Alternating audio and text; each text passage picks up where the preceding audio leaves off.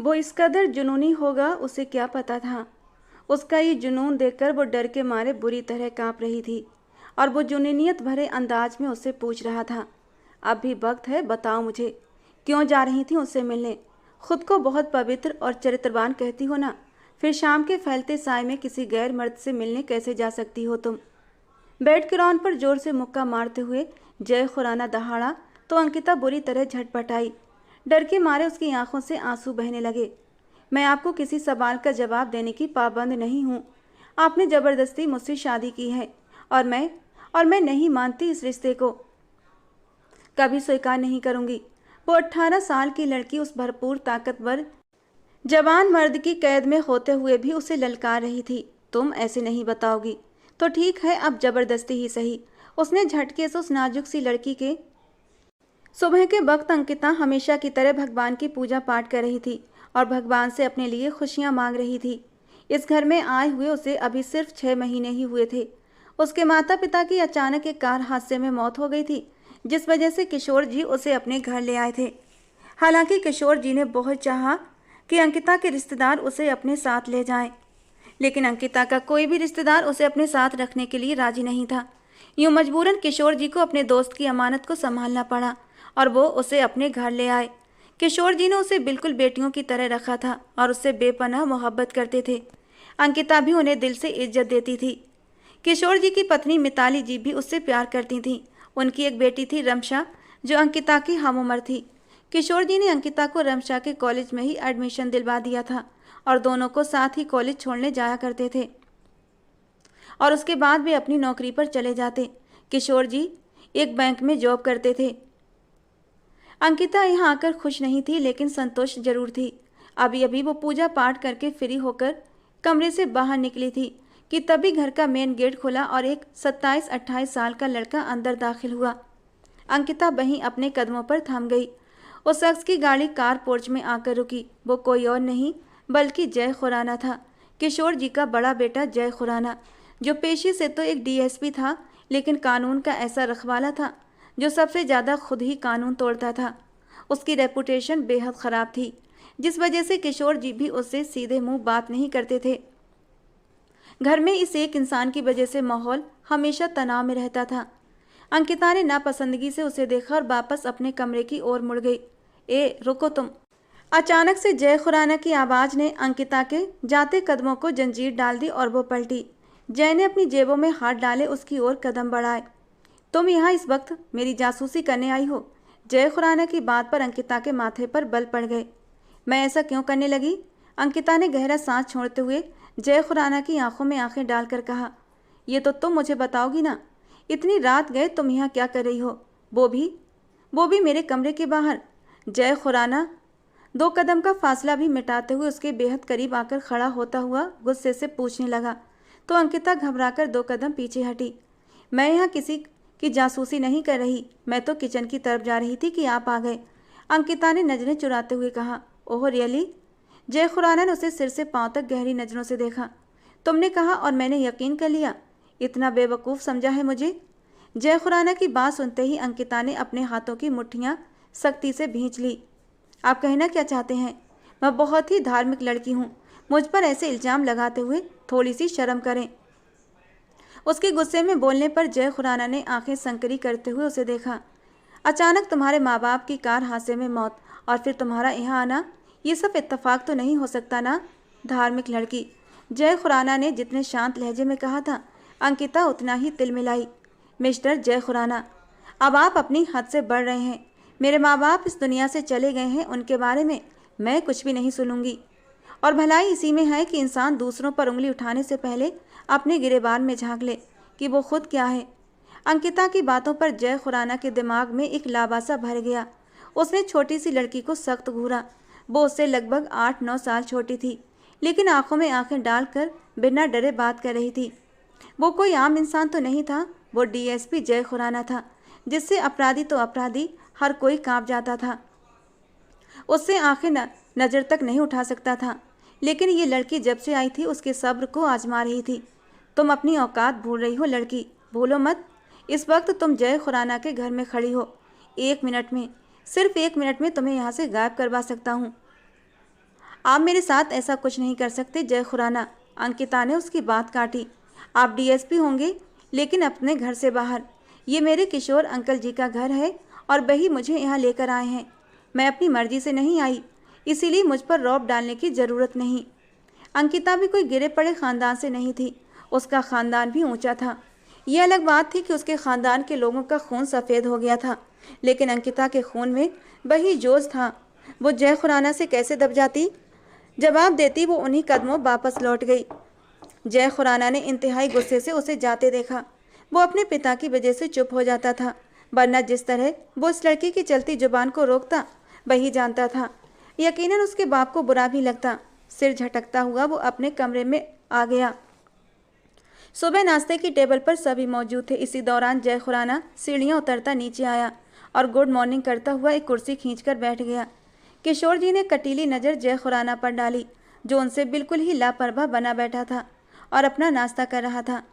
6 foot से निकलता लंबा कद, खूबसूरत पर्सनालिटी, भरे हुए मसल्स और चौड़ा कटादार सीना, जो उसकी पुलिस यूनिफॉर्म में भी साफ नजर आता था। रात भर कहाँ थे जय खुराना? किशोर जी के सवाल पर एक पल को जय खुराना का हाथ रुका, लेकिन अगले ही पल वो फिर से लापरवाही से अपना नाश्ता करने में बिजी हो चुका था। जय, मैं तुमसे बात कर रहा हूँ, रात भर कहाँ थे? किशोर जी ने अपना सवाल दोहराया, लेकिन इस बार बोलने का अंदाज और भी सख्त हो गया था। आपको सब पता तो है, जासूसी के लिए आपने लोग रखे हुए हैं ना, तो उनसे पूछ लीजिए कि मैं रात भर कहाँ था। जय खुराना के जवाब पर किशोर जी ने अपना पहलू बदला। मजाल है कि उसने किसी भी सवाल का कभी सीधे जवाब दिया हो। कुर्सी पीछे खींचते हुए वो उठकर खड़ा हुआ। जय बेटा, रात को जल्दी घर आ जाना, मैं तुम्हारी पसंद के कोफ्ते बनाने वाली हूँ। मिताली जी ने अपने बेटे को प्यार भरी नज़रों से देखते हुए कहा। मामा, मैं कोशिश करूँगा जल्दी आने की, लेकिन फिर भी मेरा इंतज़ार मत करना। वो अपनी वही अकड़ भरे अंदाज में बोलता हुआ दरवाजे की ओर बढ़ा। आप क्यों हमेशा उससे उम्मीदें लगा लेती हैं, जबकि वो हमेशा आपका दिल दुखाकर चला जाता है? किशोर जी ने अपनी बीवी की तरफ गुस्से और दर्द भरे लहजे में देखा। जय खुराना एक पल के लिए रुका था। कैसी बातें कर रहे हैं खुराना साहब? बेटा है वो मेरा, थोड़ा जिद्दी है, गुस्से वाला है, लेकिन इसका मतलब ये तो नहीं कि मैं उससे लापरवाह हो जाऊं। माँ हूँ उसकी। मिताली जी का गला रुंध गया। काश वो भी आपको इसी मोहब्बत की कदर कर लेता।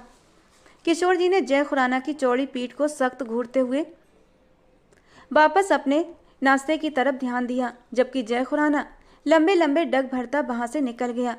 ये तो लगभग रोज का ही रूटीन था। वो यूं ही रातों को देर से आता और सुबह होते ही निकल जाता। घर वालों से तो उसने बातचीत करना भी छोड़ दिया था। उसकी अक्खड़ मिजाजी दिन ब दिन बढ़ती जा रही थी, जिससे खुराना साहब बेहद परेशान रहते थे। अब वो रमशा और अंकिता को कॉलेज छोड़ने जा रहे थे।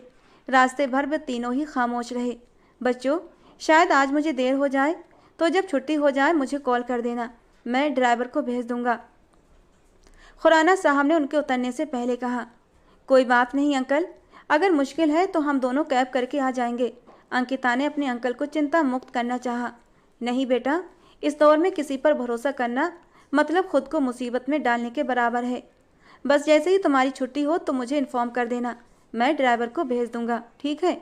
दोनों अपना ख्याल रखना। अब खुराना साहब ने बहुत नरम और प्यार भरे लहजे में दोनों को देखते हुए कहा। उनके कॉलेज में दाखिल होते ही खुराना साहब ने गाड़ी को अपने बैंक की ओर मोड़ लिया। जय खुराना गुस्से में अपने रौब और जलाल के साथ पुलिस स्टेशन में दाखिल हुआ। उसे देखते ही सबने फौरन खड़े होकर उसे सलाम किया था, लेकिन उसने किसी एक को भी जवाब देना जरूरी नहीं समझा। सीधा अपने ऑफिस में जाकर बैठते ही वो गहरे सांस भरने लगा। हमेशा हमेशा ही किशोर खुराना ने तंज मार कर के बात की थी। उन्हें लगता था वो रातों को आवारा गर्दी करता है, दोस्तों के साथ वक्त बिताता है या किसी गलत काम में लिप्त हो चुका है। ये जानते हुए भी कि वो एक डीएसपी ऑफिसर है, इसके बावजूद वे अक्सर उसके कैरेक्टर पर छींटाकशी कर जाते थे। एक बाप होकर अपने बेटे के साथ इस तरह कैसे कर सकते थे? जय खुराना ने आंखें बंद करते हुए अपने अंदर बढ़ते गुस्से को काबू करना चाहा, जो इस वक्त नामुमकिन लग रहा था। दरवाज़ा नॉक हुआ और इंस्पेक्टर राज अंदर आया। गुड मॉर्निंग सर, ये वो फाइल है जो आपने मंगवाई थी। एक फाइल जय खुराना के सामने रखते हुए उसने बड़े ही सम्मानित अंदाज में कहा। जय खुराना ने अपने दिमाग से सब कुछ निकालते हुए उस फाइल को खोलकर पढ़ना शुरू कर दिया। वो फाइल एक सीरियल किलर की थी, जिसकी पूरी जानकारी आज जय खुराना के पास मौजूद थी। लेकिन वो खुद कहाँ था? उसके पास उसकी एक भी तस्वीर नहीं थी, यहाँ तक कि उसका कोई अड्डा भी नहीं था जहाँ पर वो उसे ढूंढ पाता। अक्सर रातों को वो अपने मुखबिर की सूचना पर उन क्लब में जाता था जहाँ उसे उस सीरियल के मिलने की उम्मीद होती, लेकिन हर बार वो नाकाम लौटता। सर, कमिश्नर साहब की 2 बार आपके लिए कॉल आ चुकी है। वे चाहते हैं कि आप उनसे एक बार मिल लें। इंस्पेक्टर राज ने उसे और जानकारी देते हुए कहा। जय खुराना ने वापस सीट के साथ टेक लगाई और गहरी सोच में डूबे हुए सिर हिलाया। जानता हूँ वो मुझसे क्यों मिलना चाहते हैं। कल हुए हादसे के सिलसिले में वे फिर मुझे बातें सुनाना चाहते हैं। खैर, मैं उनसे भी मिल लूँगा। मुझे उस इंसान के बारे में बताओ, वो कहाँ है जिसे कल तुमने मौका वारदात से पकड़ा था? जय के पूछने पर इंस्पेक्टर उसे कल पकड़े गए लड़के के पास के बारे में बताने लगा, जो उसी पुलिस स्टेशन के लॉकअप में बंद था। जय खुराना अपनी जगह से उठता हुआ सीधा उस तरफ गया। जय खुराना को देखते ही वो इंसान सलाखों के उस पार अपनी जगह से उठकर खड़ा हुआ। उसका रोम रोम कांपने लगा। कौन नहीं जानता था जय खुराना को? वो डीएसपी जय खुराना था, गुस्से में तेज और पागल दिमाग वाला। एक बार अगर उसका दिमाग घूम जाए तो फिर अपनी जगह पर नहीं आता था। एनकाउंटर स्पेशलिस्ट के नाम से जाना जाने वाला ये शख्स जितना ज़बरदस्त हैंडसम था, उतना ही जिद्दी और सनकी पुलिस अफसर भी था, जो कब क्या कर जाए कोई नहीं जानता था। बोल, किसके कहने पर तूने ये सब किया? कौन है तेरे पीछे? मैं बेगुनाह हूँ, मुझे छोड़ दो। वो इंसान हाथ जोड़कर गिड़गिड़ाया एक जिंदा आदमी को और कह रहा है जाने दूँ? तेरे साथ एक आदमी और था वहाँ, बता कहाँ है वो अब? जय ने उसके मुंह पर जोर से थप्पड़ मारा कि वो दूर जाकर गिरा। डीएसपी जय खुराना, तुम मुझ पर इस तरह जुल्म नहीं कर सकते। अभी तक मुझ पर कोई जुर्म साबित नहीं हुआ है। तुम जानते हो ये सब करके तुम्हारे साथ क्या हो सकता है? उस इंसान ने जय खुराना को इस बार धमकी दी थी। तू मुझे धमकी देगा? मुझे जानते हुए भी धमकी दे रहा है कि मैं कौन हूँ? लगता है तुझे अपनी जान प्यारी नहीं है। जय खुराना ने उसके बालों को पकड़कर दीवार पर जोर से उसका सिर बुरी तरह चकराया और उसके माथे पर गहरी चोट आ गई। इंस्पेक्टर राज, मुझे कल इस इंसान की पूरी रिपोर्ट चाहिए। मेरे आने से पहले इसकी फाइल मेरे टेबल पर हो, उसके पूरे बायोडाटा के साथ। जय खुराना ने अपनी पॉकेट से सिगरेट निकालते हुए सुलगाया और गुस्से भरे शब्दों में कहते हुए बाहर निकल गया। इंस्पेक्टर राज ने हवलदार कपिल को लॉकअप बंद करने का इशारा किया। अंकिता, आ जाओ, खाना तैयार है, मम्मा बुला रही हैं। रमशा ने उसे रात के खाने के लिए बुलाया। वो जो आज के दिन के बारे में सोच रही थी, सिर झटकते हुए उठ बैठी। कुछ दिनों से उसे लगातार यही महसूस हो रहा था कि कोई है जो उसका पीछा कर रहा है, लेकिन कोई भी सामने नहीं आ रहा था। अपना बहम समझकर वो सिर झटकते हुए बाहर निकल आई, जहाँ सब रात के खाने के लिए बैठे थे, सिवाय उस शख्स के जिसे वहाँ होना चाहिए था, अपनी माँ की खातिर। रात देर गए लौटने वाला जय खुराना सुबह नाश्ते की टेबल पर जरूर मौजूद होता था। किशोर जी ने बेटे को घूरा। कल तुमने एक आदमी को पकड़ा है? नाश्ते की टेबल पर उन्होंने अपनी रौबदार आवाज़ में जैसे पूछा तो वो एकदम से चौंका। एक पल के लिए उसका हाथ रुका, लेकिन अगले ही पल वो वापस अपने पुराने अंदाज में नाश्ता करने लगा। उसे छोड़ दो, अगला हुक्म जारी हुआ। जय ने कड़वे घूंट पीते हुए नाश्ते की प्लेट को परे खिसकाया। मिताली जी ने बेबसी से अपने पति को देखा। अंकिता ने भी एक नज़र कनखियों से जय को देखा और फिर लापरवाही से चाय का कप उठाते हुए अपने मोबाइल में बिजी हो गई। नहीं छोड़ सकता, एफआईआर कट चुकी है, जय ने संजीदगी से कहा। तो फाड़ दो, केस ख़त्म करो। इस बार किशोर जी का लहजा तेज था। जय ने गहरी सांस छोड़ते हुए दोनों बाजू टेबल पर टिकाए और अपने पिता की आंखों में देखने लगा। उस आदमी ने गरीब इंसान को जिंदा, उसके खिलाफ सबूत भी हैं। नामुमकिन है अब उसे मेरी पकड़ से रिहाई मिलना। जय ने ठंडे अंदाज में जवाब दिया। एक पल को किशोर जी अपने बेटे को देखते रहे। जय, तुम उस आदमी को छोड़ रहे हो, ये फाइनल है। मैं नहीं चाहता घर के किसी भी सदस्य को किसी तरह का नुकसान हो। वो एक राजनीतिक का आदमी है, दुश्मनी पाल लेगा। मैं किसी भी तरह का रिस्क नहीं ले सकता और इसीलिए जो कह रहा हूँ वो करो, केस ख़त्म करो। वे कड़े शब्दों में कहते हुए दोबारा प्लेट की ओर झुक चुके थे। जय खुराना का दिमाग बुरी तरह घूम चुका था। कानून को मैं अपनी जेब में लेकर नहीं घूमता कि एक दिन एफआईआर कटवाऊं और अगले दिन उसे फाड़ कर फेंक दूं। गुस्से से अपनी जगह से उठते हुए वो वहाँ से वॉकआउट कर गया। देख लिया आपने, ये सब आपके लाड प्यार का नतीजा है कि आज वो बाप के सामने तनकर खड़ा हो गया है। मिताली जी पर किशोर जी अपना गुस्सा उतारते हुए दरवाजे की ओर बढ़ गए, जबकि अंकिता और रमशा भी उनके पीछे निकल गईं। जैसे ही जय खुराना पुलिस स्टेशन में दाखिल हुआ, सभी अलर्ट हो गए। हवलदार कपिल जी, उसकी फाइल लेकर आइए, जय ने सीट पर बैठते हुए सख्त लहजे में कहा और सामने जेल में बंद उस आदमी की तरफ घूरते हुए देखने लगा। जेल में बंद आदमी ने जय खुराना को घूर कर देखा। नाम साहिल दादा, माँ का नाम गंगूबाई, बाप का नाम। कपिल जी, ये क्या, इसकी तो जगह खाली है, जय ने मजाक उड़ाने वाले अंदाज में कहा। साहिल ने दांत कचकचाए। सर जी, बाप का पता नहीं। कपिल के बोलते ही जय अपनी जगह से उठकर साहिल को घूरने लगा। जिसके बाप का पता नहीं होता उसे क्या कहते हैं कपिल? जय के सवाल पर साहिल पागल हो गया। डीएसपी, वो गुस्से से चिल्लाया, एक बार जेल खोल फिर बताता हूँ तुझे मेरा बाप कौन है। वो जेल की सलाखों को जोर जोर से पीटते हुए बोला। कपिल जी, इस पिल्ले को जानते हो? एक गरीब आदमी को इसने जिंदा, लेकिन वो अपने माँ बाप की जायज औलाद था, उसके बाप का कॉलम खाली नहीं था। जय ने उसे और भी भड़काया और साहिल बुरी तरह तिलमिला गया। एक बार, सिर्फ एक बार यहाँ से बाहर निकलूँ फिर देखना तू कैसे तुझे तेरी जेल समेत आग तहस नहस करता हूँ। वो गुस्से से गुर्राया और जय हल्के से मुस्कुराया। कपिल जी, जेल खोल दो, जय ने हुक्म दिया। हवलदार कपिल और बाकी पुलिस वाले हैरानी से जय को देखने लगे। साहिल एक खतरनाक मुजरिम था। जय की बात सुनकर साहिल मुस्कुराया और अपनी मूंछों को ताव देने लगा। यही तो वो चाहता था। जेल खुल चुकी थी। साहिल ने कदम बाहर रखा। चल, लगा आग, मैं भी देखूं कितना दम है तुझमें, सीने पर बाजू बांधे जय बड़े ही शांत अंदाज से बोला, जबकि साहिल की नज़र हवलदार कपिल की, जो उसके पास ही खड़े थे। अचानक ही वो झपट कर गन निकालता है और जय पर तान देता है। गुड बाय डीएसपी कहते ही, लेकिन ये क्या, गोलियां नहीं चलीं?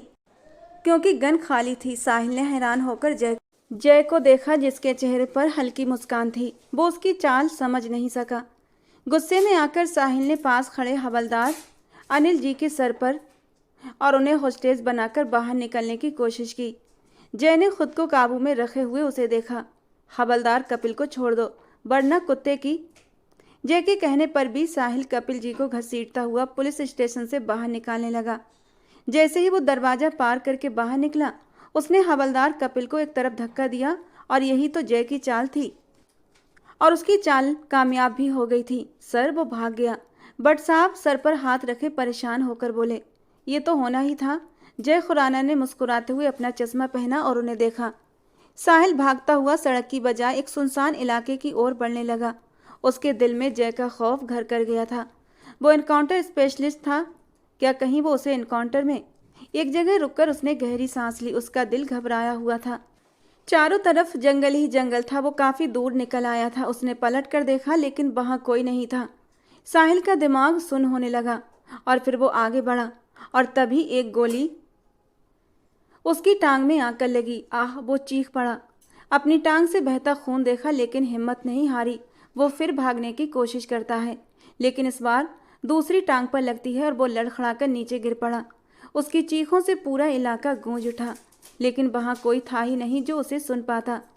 जय उसके करीब आया और उसके सर पर खड़ा हो गया। तुझे क्या लगा इतनी आसानी से जय खुराना से बचकर भाग सकता है? मैंने तो तुझे जिंदगी बख्शी थी। केस फाइल होता, अदालत में चलता, काफी वक्त लग जाता, तू जमानत भी ले सकता था, पर मुंह कभी न खोलता। तेरे साथ वो दूसरा आदमी कौन था जिसने? नहीं बताना चाहता ना सही, मैं खुद पता लगा लूंगा, लेकिन तुझे छोड़ने का रिस्क नहीं ले सकता। मुझे छोड़ दो जय खुराना, मेरे छोटे छोटे बच्चे हैं। वो हाथ जोड़कर झूठ बोलने लगा। मैंने तो यही तो चाहा था, पर नहीं, मैं गलत था। जिंदगी तुझे चाहिए नहीं तो तेरे लिए तो यही सजा बेहतर है। नहीं, मुझे छोड़ दो डीएसपी, मैं खुद को तुम्हारे हवाले करता हूँ, साहिल ने तड़पते हुए कहा। डीएसपी जय खुराना एक बार जो फैसला कर लेता है फिर उससे पीछे नहीं हटता। ये सजा तुमने खुद चुनी है अपने लिए, ये फैसला तुमने खुद चुना है। किसी को जिंदा, ये काम तुम्हारे लिए आसान था। किसी की जिंदगी से खिलवाड़ करना क्या इतना आसान है तुम्हारे लिए? कहते ही सीधी उसके सिर पर दे मारी। वहीं साहिल की सांसें रुकी और वो जमीन पर ढेर हो गया, हर तरफ फैलता चला गया। जय ने पास आते इंस्पेक्टर को कुछ नसीहतें दी और वहां से निकल गया। आज फिर अंकिता को ऐसा महसूस हुआ जैसे कोई उसका पीछा कर रहा है। क्या बात है अंकिता, तुम इतनी परेशान क्यों हो? कॉलेज के गेट के पास खड़ी अंकिता ने सावधानी पूर्वक चारों ओर देखा तो रमशा ने उसकी परेशानी भांपते हुए पूछा था। कुछ नहीं, मैं बस सोच रही थी अंकल जी अभी तक आए क्यों नहीं। हाथ में पकड़े मोबाइल पर वक्त देखा, वो आज वक्त से पहले ही निकल आई थी। बस आते होंगे, फिक्र मत करो, रमशा ने उसका हाथ थाम कर कहा। और उसी पल वहाँ तेज आवाजें शुरू हो गईं। अंकिता रमशा का हाथ थामे वहाँ से भागी। दोनों भागते भागते कॉलेज के इलाके से काफ़ी दूर निकल आईं।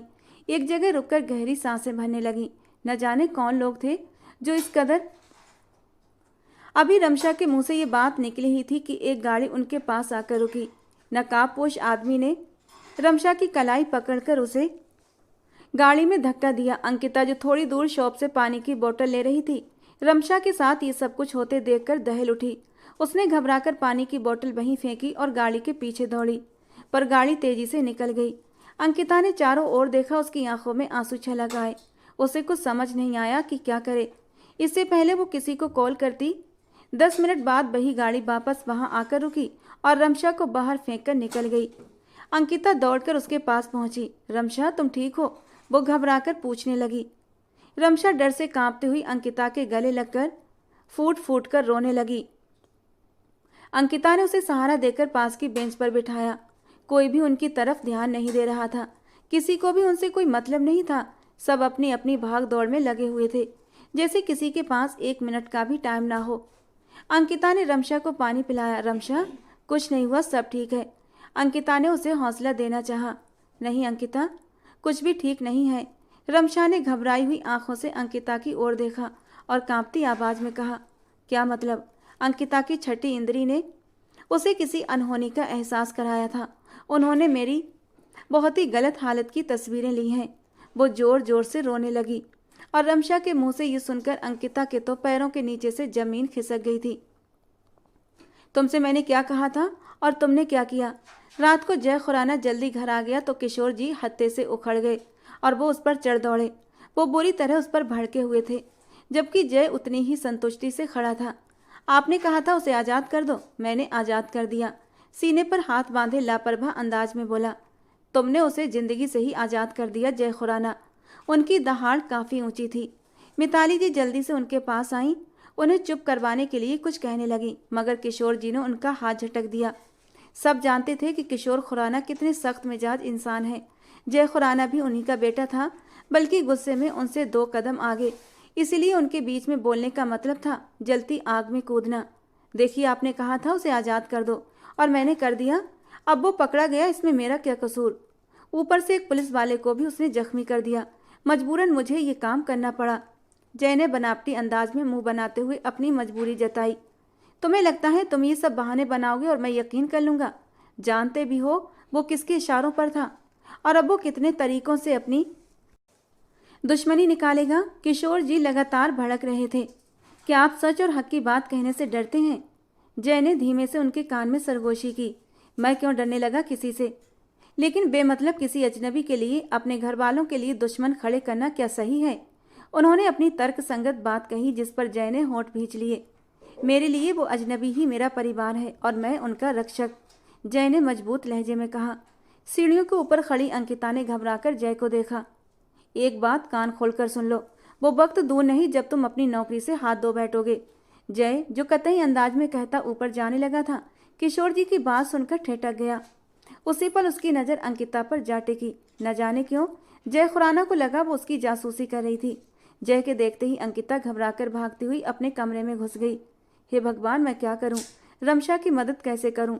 उन लोगों ने रमशा की तस्वीरें खींची थीं और इसके साथ ही उन्होंने अंकिता का नंबर भी ट्रेस किया था।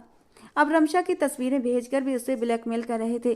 अंकिता समझ नहीं पा रही थी ये सब क्या है, ये लोग कौन है जो रमशा को लेकर उसे ब्लैकमेल कर रहे थे। रमशा को शाम से ही तेज बुखार था, वो दवा लेकर सो चुकी थी, मगर इस वक्त अंकिता बेचैन होकर कमरे में चक्कर लगा रही थी। तभी एक मैसेज टोन बजी। उसे एक पता भेजा गया था और रात के वक्त वहां मिलने के लिए बुलाया गया था। अंकिता के हाथ पैर पसीने से भीग गए। तभी एक दहाड़ की आवाज़ के साथ दरवाज़ा खुला और जय खुराना अंदर दाखिल हुआ। उसे देखकर एक पल को अंकिता ऐसे घबराई जैसे उसकी चोरी पकड़ी गई हो। एक बात याद रखना तुम, अंकिता जायसवाल, तुम्हारी ये शक्की हरकतें तुम्हें ले डूबेंगी। जो जासूसी कर रही हो उससे बाज आ जाओ, वरना वो दिन दूर नहीं जब जय खुराना तुम्हें इस घर से धक्के देकर निकाल देगा। जय उसे अच्छे से धमकाकर बाहर निकल गया।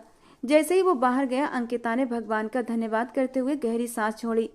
अब उसे रात गहरी होने का इंतजार करना था, जब सब सो जाएं। दिल ही दिल में डरते हुए वो रमशा के लिए इतना बड़ा कदम उठाने को तैयार थी। वो रमशा की इज्जत पर आंच भी आने देना नहीं चाहती थी। जब उसे यकीन हो गया घर के सब लोग सो चुके हैं, तो वो जल्दी से कमरे से बाहर निकली। इस वक्त खुराना हाउस में सन्नाटा पसरा हुआ था। हल्की हल्की रोशनियां हर तरफ जल रही थीं। वो इधर उधर ध्यान से देखती हुई लगभग भागने के अंदाज में बाहरी दरवाजे की ओर बढ़ रही थी। एक पल को उसके कदम लड़खड़ाए। मैं नहीं जानती भगवान जी ये सही है या गलत, लेकिन रमशा मुसीबत में है, और अगर उसके साथ कुछ बुरा हो गया तो नहीं नहीं, मैं ऐसा नहीं होने दूंगी। वो अब उस आदमी के बताए हुए एड्रेस की तरफ जाने का इरादा कर चुकी थी। रात के करीब 1 बज रहा था। वो राहदारी पार कर गार्डन वाले एरिया में दाखिल हुई थी कि किसी ने उसकी कलाई पकड़ी और अपनी तरफ खींच लिया। वो लड़खड़ाते हुए घबराकर सीधा किसी के चट्टानी सीने से जा टकराई। धुंधली रोशनी में भी अंकिता को साफ दिखा कि सामने वही अय्याश डीएसपी खड़ा था, जो अंकिता के जानने में अपने थाने से अभी तक आया तो नहीं था, मगर अब अचानक यहाँ कैसे? उसके सधे हुए तीखे नए नक्श देखकर अंकिता का गला खुश्क हुआ। ये हर जगह कैसे पहुंच जाता है? डरी हुई नजरों से वो जय खुराना को देखते हुए मन ही मन बोली थी, कहाँ जा रहे हो रात के इस वक्त? जय की गुस्से से भरी आवाज़ सुनाई दी, तुमसे मतलब? छोड़ो मुझे। अंकिता ने भी उसी की टोन में जवाब दिया, लेकिन जय ने उसकी कलाई पर पकड़ और कस दी। वो बुरी तरह झटपटाई। सच बताओ, किसके साथ भागने का प्लान है?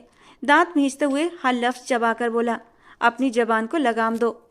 डीएसपी, कहीं भी नहीं भाग रही मैं, अब छोड़ो मेरा हाथ। अंकिता ने जोर लगाकर अपना हाथ छुड़ाया और ऐसे साफ करने लगी जैसे किसी बिच्छू ने डंक मारा हो। तो फिर इतनी रात को छिपकर कहाँ जा रही थी? जय ने दूसरे हाथ में पकड़ी सिगरेट गिराई और शूज के नीचे मसल दी। आज पहली बार वो अपने पिता से इतने सख्त शब्दों में बोला था। दिल ही दिल में अफसोस भी था, लेकिन अपने किए पर बिल्कुल शर्मिंदा नहीं था।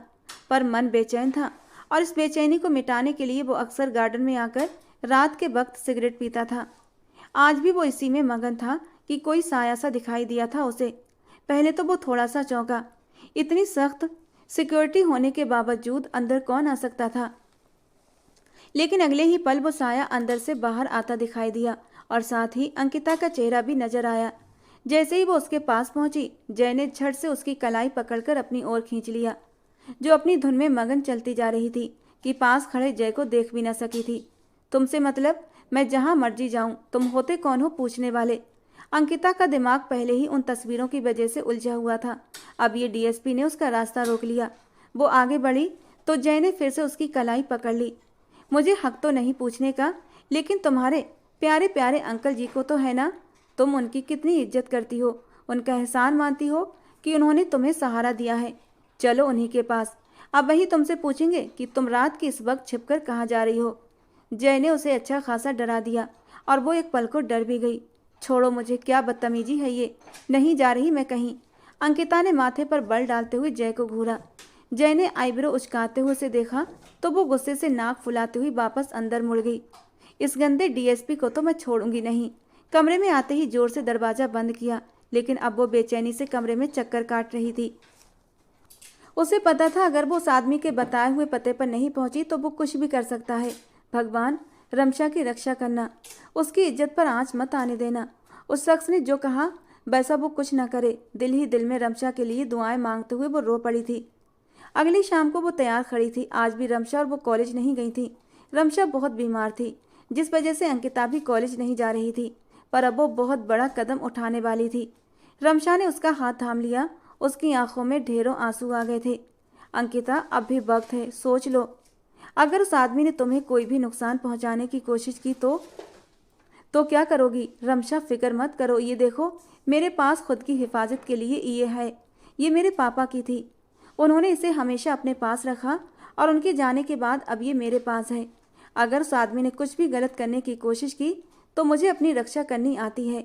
मैं वहाँ सिर्फ और सिर्फ तुम्हारी तस्वीरों के लिए जा रही हूँ, और जैसे ही वो मिलेंगी मैं तुरंत वहाँ से निकल आऊँगी। पर तब तक तुम्हें यह सब संभालना होगा। अंकिता ने उसके गाल पर प्यार से हाथ फेरते हुए कहा। क्या हम भाई को नहीं बता सकते? अचानक से रमशा के दिमाग में ये बात आई। पागल हो गई हो? वो इतना अक्खड़ मिजाज इंसान है, किसी से सीधे मुंह बात नहीं करता, और अगर उसने अंकल जी को बता दिया तो सबको यही लगेगा कि हम ही गलत हैं। सबको यही लगेगा कि हमने ही लड़कों को पीछे लगाया है और वो हमारे कॉलेज तक पहुंच चुके हैं और फिर कॉलेज जाना भी बंद। और मैं फ़िलहाल पढ़ाई बीच में छोड़ना नहीं चाहती। मेरे लिए ये पढ़ाई बहुत इम्पोर्टेंट है। इसके सहारे ही मैं अपनी ज़िंदगी में कुछ कर सकती हूँ। हमें ये सब कुछ खुद ही सॉल्व करना होगा रमशा। बाकी रही इन तस्वीरों की बात, तो वो तो मैं आज लेकर ही आऊँगी, अंकिता ने दृढ़ आवाज़ में कहते हुए घर की दहलीज से बाहर कदम निकाला। रमशा ने दिल से उसकी कामयाबी की दुआ की। जय खुराना को पुलिस स्टेशन आए हुए अभी थोड़ी ही देर हुई थी कि कमिश्नर साहब के साथ मीटिंग करके लौटा था कि तभी उसके मोबाइल पर कॉल आने लगी और जो कुछ उसे सामने से बताया गया था उसके पैरों के नीचे से जमीन खिसक गई थी। अब तुम मुझसे बच नहीं सकती Ankita Jaiswal, I will kill you. धार्मिक, पवित्र और चरित्रवान लड़की वो गुस्से में पुलिस स्टेशन से बाहर निकला था। अंकिता कैब में बैठी थी और लगभग अपने तय किए गए पते पर पहुंचने ही वाली थी कि तभी एक गाड़ी ने उसकी कैब को क्रॉस करते हुए उसका रास्ता रोक लिया। पुलिस जीप देखते ही जहां अंकिता के रोंगटे खड़े हुए थे वहीं ड्राइवर भी बुरी तरह घबरा गया। जय खुराना अपनी जीप से उतरा और अंकिता को जबरदस्ती गाड़ी से बाहर निकाला, फिर गाड़ी का दरवाजा जोर से बंद कर दिया। छोड़ो मुझे, क्या कर रहे हो? अंकिता चीखी थी। चुप, खबरदार लड़की, तुम्हारी पवित्रता, तुम्हारा चरित्र तो आज मैं सबके सामने उजागर करूंगा। चलो मेरे साथ। जय उसे जबरदस्ती अपनी जीप में बिठाकर घर की ओर निकल पड़ा। जय खुराना, गाड़ी रोको वरना मैं कूद जाऊंगी, अंकिता ने घबराते हुए धमकी दी। लेकिन जय गुस्से में एक हाथ से स्टीयरिंग थामे गाड़ी चला रहा था और दूसरे हाथ से उसने अंकिता की कलाई कसकर पकड़ रखी थी। आज तुम्हारे सारे अरमान जय खुराना पूरे करेगा। Just wait and watch. घर के बाहर गाड़ी रोकते ही जय ने उसे घसीटते हुए अंदर ला पटका। ये क्या बदतमीजी है जय, छोड़ो अंकिता का हाथ। सामने सोफे पर बैठे किशोर जी जय की इस हरकत को घूरते हुए गुस्से में खड़े हो गए थे। ये हाथ अब नहीं छूटेगा। आप सब लोग अभी और इसी वक्त मेरे साथ मंदिर चलें। ये शादी अभी और इसी वक्त होगी। जय की ये सनक भरी बात सुनकर सब लोग सन्न रह गए।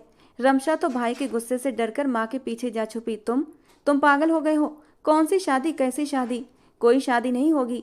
वो सिर्फ 18 साल की है और तुम बालिग है, अक्लमंद है, समझ रखती है, शादी का मतलब भी अच्छे से जानती है। और जो कुछ नहीं जानती वो मैं समझा दूंगा। आप मेरे साथ मंदिर चलिए या फिर पंडित जी को अभी बुलवाइए। पापा, लेकिन ये शादी तो अभी इसी वक्त होगी। जय ने एक जलती हुई नज़र अंकिता पर डाली थी। वो आज इस लड़की के होश ठिकाने लगाने चाहता था।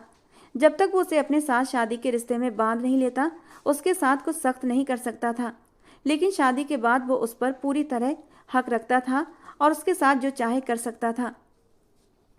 जय खुराना की गूंजती आवाज़ से घर के दरो दीवार कांप उठे। मैं तुम्हें अपने घर से निकाल दूंगा जय। अंकिता मेरी बेटी जैसी है, उसके साथ मैं कोई जबरदस्ती नहीं होने दूंगा, समझे तुम? वो मासूम है, तुम जैसे दरिंदे के साथ मैं उसकी ज़िंदगी बर्बाद नहीं होने दूंगा। मासूम? जय खुराना गुस्से से फुफकारा।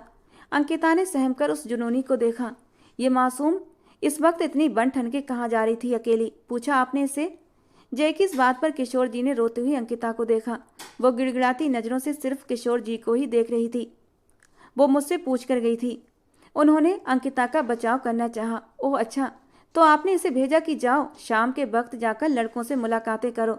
जय खुराना, किशोर जी गुस्से से बोले, जबकि जय खुराना ने अपने पिता की बात बीच में काटते हुए गुस्से से कहा, आपके चिल्लाने से इस कैरेक्टरलेस लड़की की असलियत छुप नहीं जाएगी। किशोर जी का पारा चढ़ गया। खबरदार, अगर तुमने इस लड़की पर कोई भी इल्जाम लगाया तो जान से, और मैं भूल जाऊंगा कि तुम मेरे बेटे हो। वो गुस्से में जय खुराना की ओर बढ़े, लेकिन मिताली जी ने उन्हें रोक लिया। अगर ये इल्जाम है तो पूछ लीजिए, आपके सामने ही खड़ी है। कहाँ गई थी ये? कहाँ से ला रहा हूँ मैं इसे? जय खुराना ने अंकिता की कलाई कसकर पकड़ रखी थी और सबके सामने सवाल दाग दिए। अंकिता की पूरी रूह कांप उठी। चारों तरफ से उठती नजरों का बोझ ऐसा था कि जमीन में गड़ जाने को जी चाहा। आज जय खुराना ने उसे उस मोड़ पर लाकर खड़ा किया था जहां उसे अपने कैरेक्टर का सबूत देना था। उसने एक दर्द भरी नज़र जय खुराना की ओर डाली। मुझे आपके साथ ये शादी स्वीकार है। अंकिता के शब्दों ने किशोर जी को सन्न कर दिया। जय खुराना ने उसे शक भरी नज़रों से देखा, लेकिन अब इस इकरार ने दोनों को शादी के बंधन में बांध दिया था। अंकिता की राजी मिलते ही किशोर जी ने बिना किसी और सवाल जवाब के अंकिता और खुराना के साथ मंदिर चले गए, जहां बहुत ही सादगी से उन दोनों की शादी कर दी गई। कहाँ ले जा रहे हो इसे? छोड़ो इसका हाथ। शादी के बाद जय खुराना ने अंकिता की कलाई कसकर पकड़ ली और उसे लेकर सीधा घर आया था। पर जब उसकी कलाई पकड़े हुए अपने कमरे की ओर बढ़ा तो किशोर जी ने उसे टोका। अब ये मेरी पत्नी है और पत्नी हमेशा अपने पति के साथ ही रहती है। शादीशुदा हैं आप तो इतना तो जानते ही होंगे। जय खुराना के बेबाक शब्दों पर किशोर जी गुस्से से मुंह फेर गए। उनका बस नहीं चल रहा था कि अपने ही बेटे का चेहरा थप्पड़ों से लाल कर दें। गुस्से में उन्होंने अपनी बीवी की ओर देखा, जो दूर से ही उन्हें चुप रहने का इशारा कर रही थी। जय खुराना अंकिता को हाथ से पकड़कर खींचते हुए अपने कमरे में ले गया और दरवाजा बंद कर दिया। रमशा रोते हुए अपनी माँ से लिपट गई।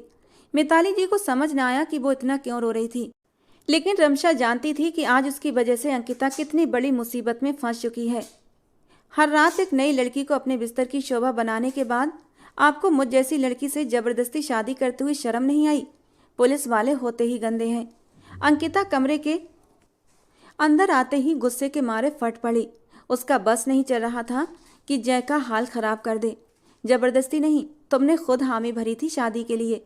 जय खुराना ने अपनी जैकेट उतारकर दूर फेंकी। अंकिता डर के मारे 2 कदम पीछे हटी। You are right. हर रात एक नई लड़की मेरे बिस्तर को गर्म करती है और आज की रात बहुत स्पेशल होने वाली है, क्योंकि आज द ग्रेट अंकिता, हर वक्त पूजा पाठ करने वाली लड़की अंकिता खुराना मेरे हक में आते ही मेरे बिस्तर की शोभा बनेगी। दूर रहो मुझसे जय खुराना, करीब मत आना मेरे। वो घबराई हुई पीछे हटी, लेकिन जय खुराना गुस्से में उबल रहा था। फोन पर आई कॉल में जो सुना था उसके शब्द अब तक उसके दिमाग में गूंज रहे थे। बहुत प्रोटेक्ट कर लिया तुमने उसे, अब वो खुद चलकर आ रही है मेरे पास, अपनी इज्जत मुझे सौंपने। अपने दिल को सुकून देने के बाद फिर उसे अपने आदमियों के आगे डालूंगा। वो उसके साथ क्या करेंगे जय खुराना तुम अच्छे से सोच सकते हो, और अगर उसमें जरा भी जान बची तो उसे बेच दूंगा। उसके बाद तुम्हारे घर की इज्जत पूरी जिंदगी कोठे पर रुस्वा होती रहेगी।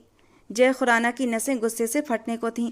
वो कितना अंकिता की सेफ्टी कर रहा था ये वही जानता था, या उसका भगवान। पूरा घर सिक्योरिटी से भरा हुआ था। जब भी अंकिता और रमशा बाहर जाती तो उनके साथ पूरी सिक्योरिटी होती, लेकिन उस दिन जो हुआ बस वही जय खुराना नहीं जान सका, क्योंकि वो कॉलेज की छुट्टी से पहले ही बाहर निकल आई थी और जय खुराना के गार्ड्स उनकी छुट्टी के समय बाहर आते थे, वरना वो सब कुछ जान जाता। और इस वक्त जिस तरह उसका दिमाग जल रहा था, ऐसा लग रहा था जैसे किसी गर्म भट्टी में तप रहा हो। वो इस आग में अंकिता को भी झुलसा देना चाहता था। जोर से उसने उसे बिस्तर पर धक्का दिया कि वो तड़प कर उसे देखने लगी। आज तो हमारी शादी की पहली रात है ना, फिर ये आंसू क्यों? बहुत पवित्र, चरित्रवान और धार्मिक बनने का शोर मचाती हो तो क्या ये नहीं जानती कि सुहागरात में पति को नाराज नहीं करते बल्कि उसे खुश किया जाता है। यही पत्नी का सबसे बड़ा धर्म होता है। वो एक घुटना बिस्तर पर रखते हुए ठंडे लहजे में बोला, जबकि अंकिता के आंसू थम नहीं रहे थे।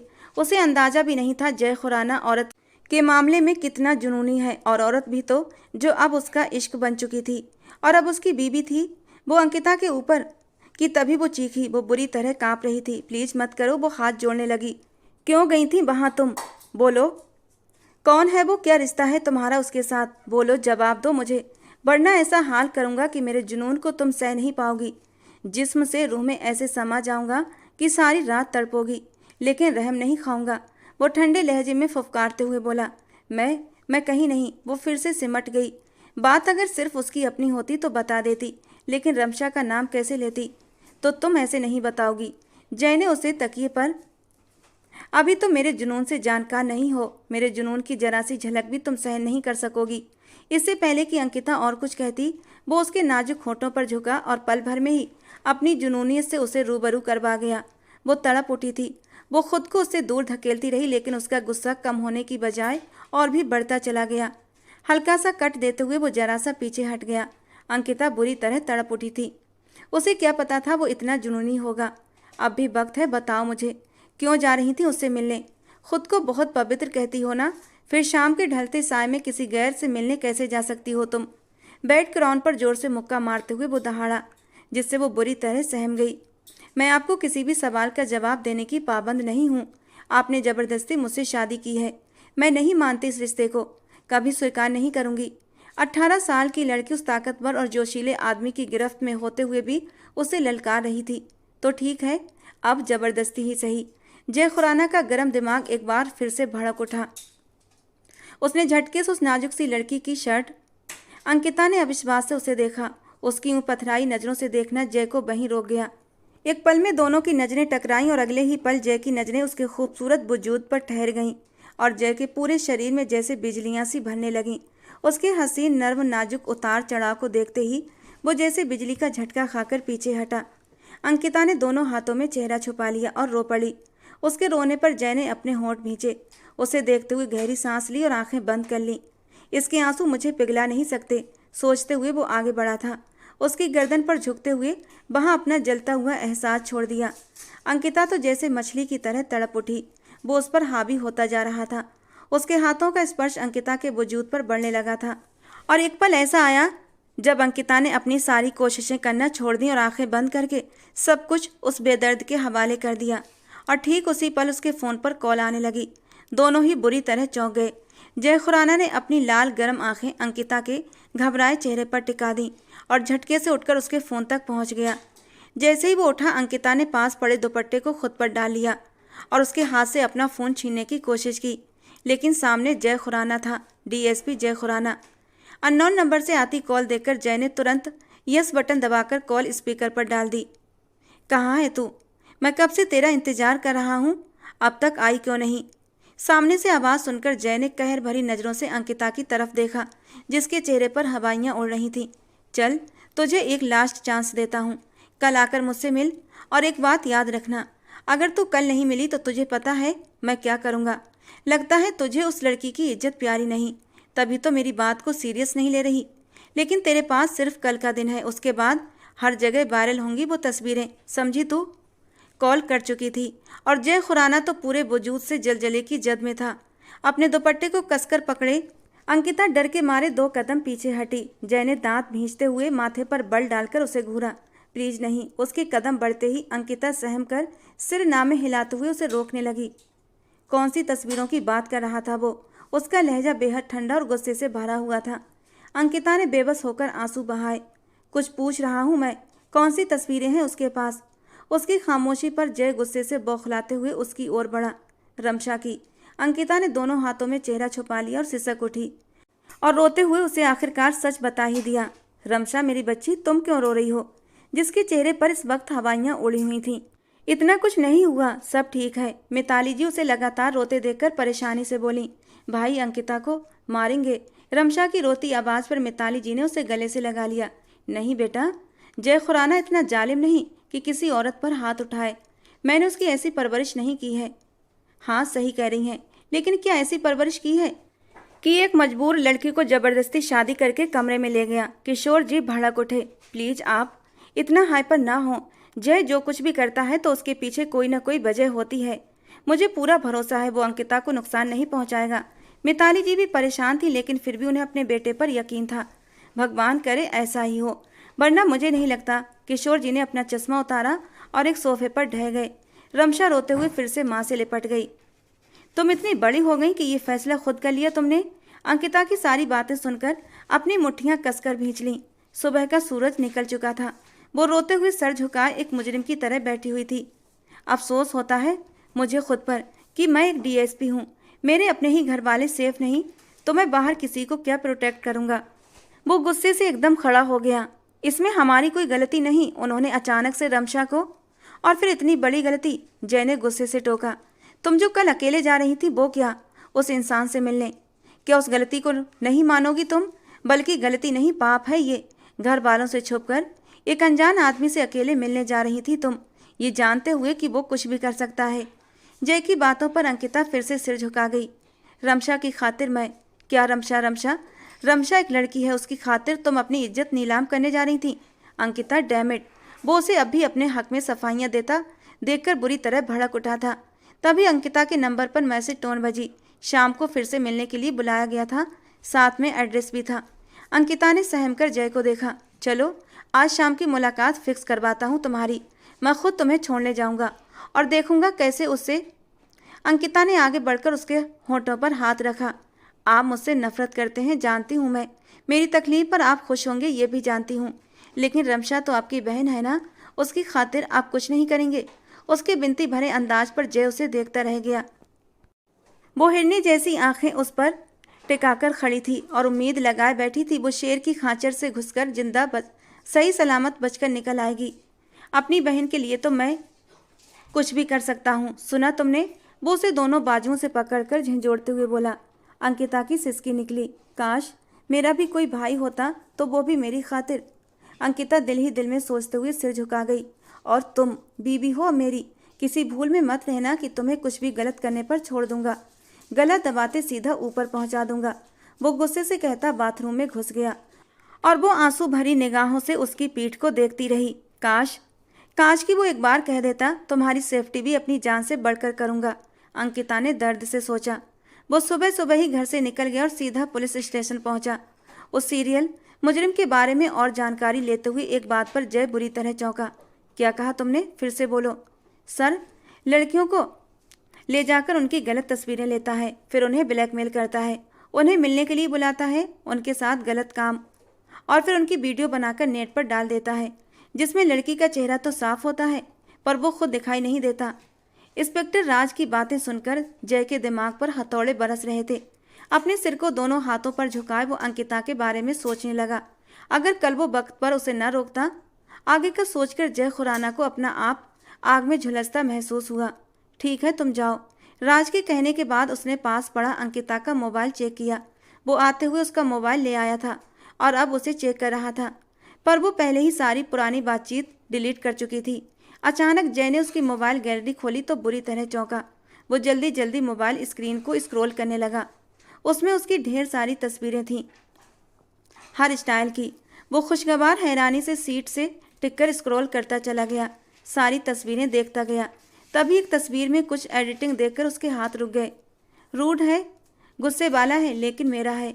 जय ने होंठ भींचकर मोबाइल एक तरफ रखा। रात को ऐसे बिहेव कर रही थी जैसे मैं उसकी इज्जत का। जय ने दांत पीसते हुए सोचा, अब वक्त आ गया है कि आखिरी दांव भी खेला जाए। कुछ सोचते हुए उसने कॉल मिलाई और अपनी काबिले भरोसा टीम के साथ प्लानिंग करने लगा। अंकिता का दिल बुरी तरह कांप रहा था। जय उसे उसी पते पर लेकर आया था जहां उस आदमी ने उसे बुलाया था। जय ने गाड़ी रोकी और उसे देखा। जाओ और जैसा कहा है वैसा ही करना। उसका लहजा ठंडा और सपाट था। अंकिता को सच में उसके इस रवैये से तकलीफ हुई थी। सारी सच्चाई जानने के बाद भी वो उसे यहाँ लेकर आया था और अब उसी के जरिए उस आदमी को पकड़ना चाहता था। मतलब अंकिता उसके लिए सिर्फ एक चारा थी। अंकिता ने गुस्से से अपनी आंखों के आंसू रगड़कर साफ किए और खामोशी से गाड़ी से नीचे उतर आई।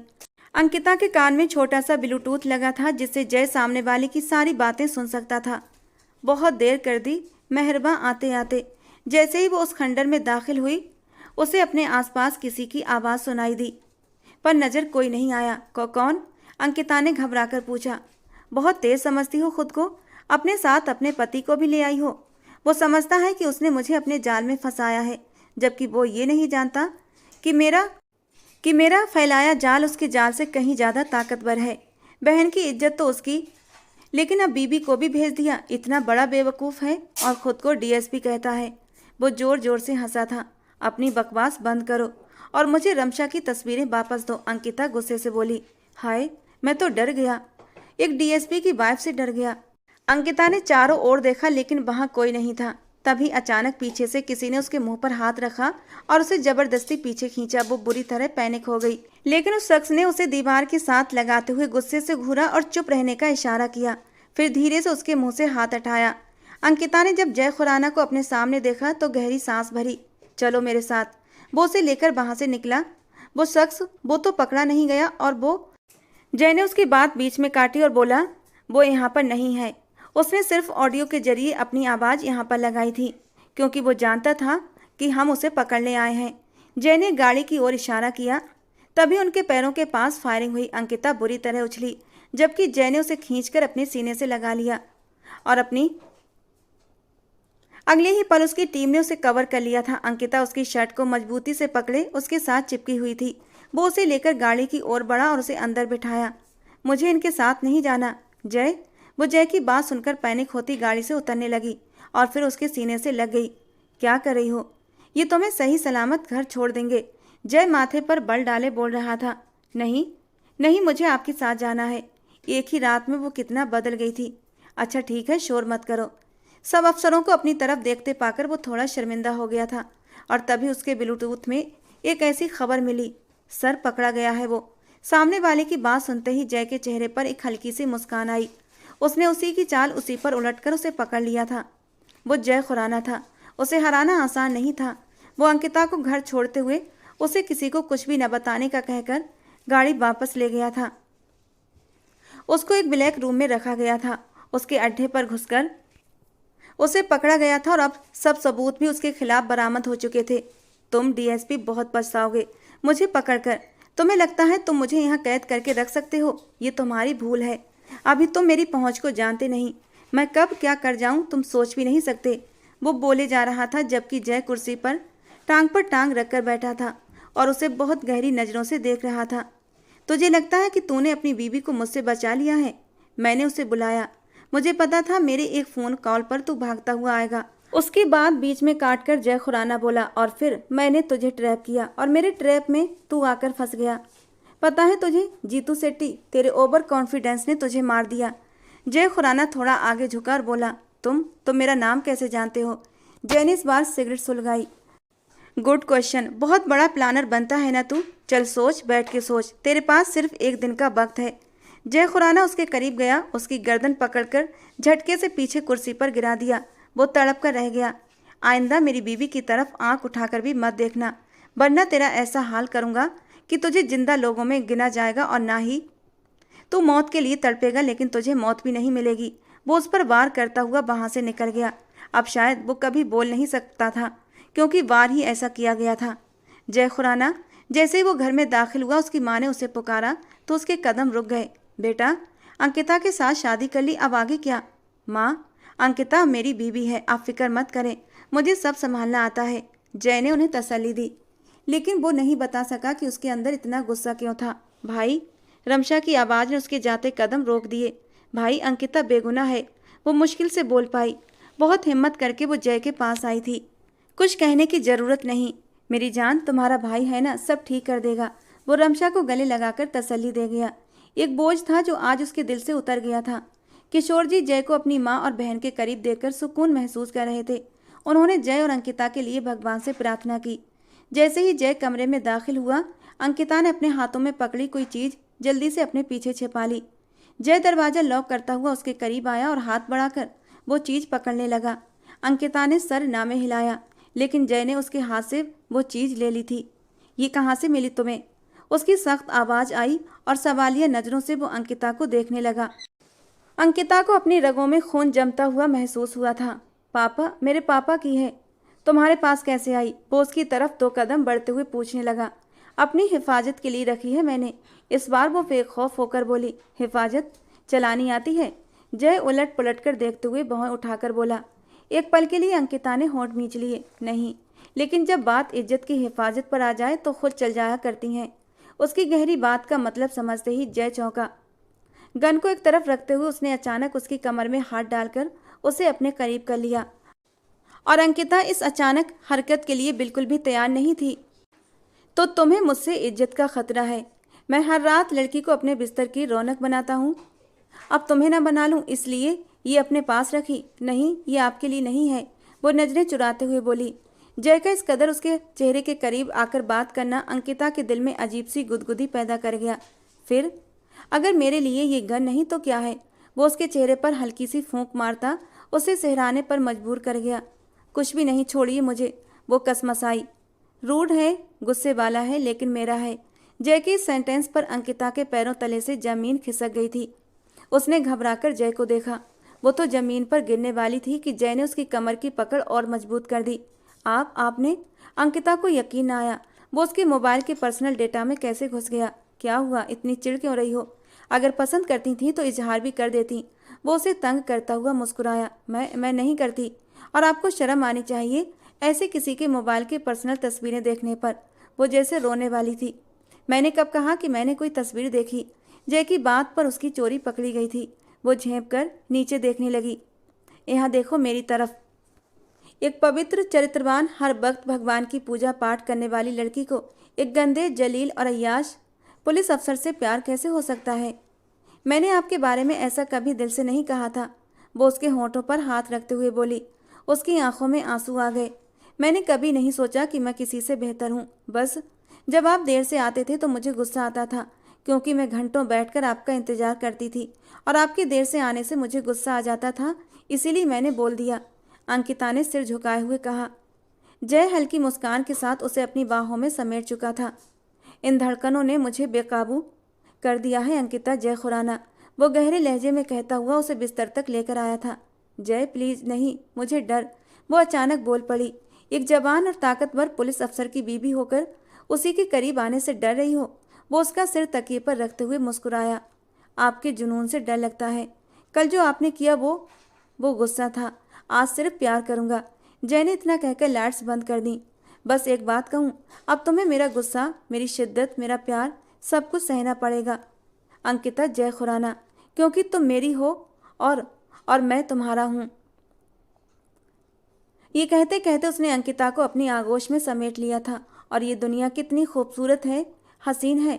एक दूसरे की संगत में दोनों को ये एहसास हो चुका था।